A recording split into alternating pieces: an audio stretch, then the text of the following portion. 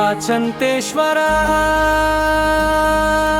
జగదాధార శంకర ఆచంటపురవాస భయంకర ఈశ్వర నీ సన్నిధే కైలాసం నీ దర్శనం పూనీతం శంభో మహాదేవ శరణం నీ పాదం ఓం నమః శివాయ